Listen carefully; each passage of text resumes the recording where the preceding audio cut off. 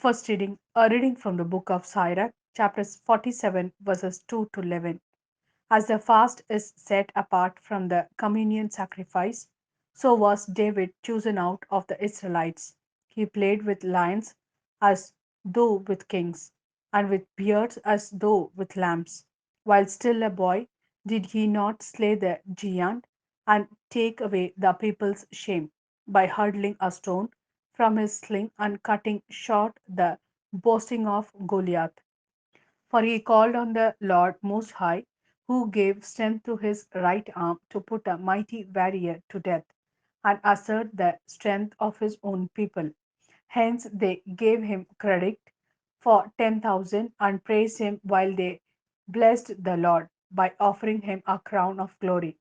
For he destroyed the enemies on every front. He annihilated his foes, the Philistines, and crushed their strength forever. In all his activities, he gave thanks to the Holy One Most High in words of glory. He put all his heart into his songs out of love for his Creator. He placed singers before the altar, mediously to sing.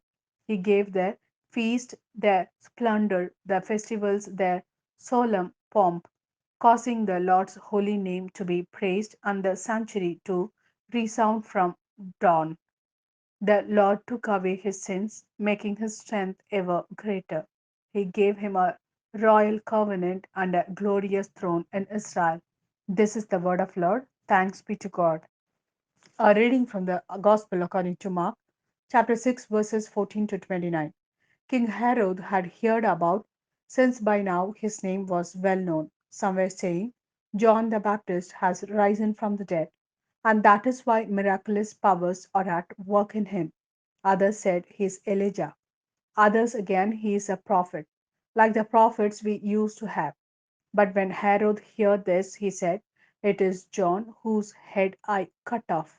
He has raised from the dead. Now it was this same Herod who had sent to have John arrested and had him chained up in prison because of Herodias, his brother Philip's wife, whom he had married. For John had told Herod, It is against the law for you to have your brother's wife. As for Herodias, she was furious with him and wanted to kill him, but she was not able to do so, because Herod was in awe of John, knowing him to be a good and upright man, and gave him his protection. When he had heard him speak, he was greatly perplexed, and yet he liked to listen to him. An opportunity came on Herod's birthday when he gave a banquet for the nobles of his court, for his army officers, and for the leading figures in Galilee. When the daughter of this same Herodias came in and danced, she delighted Herod and his guest. So the king said to the girl, Ask me anything you like, and I will give it to you.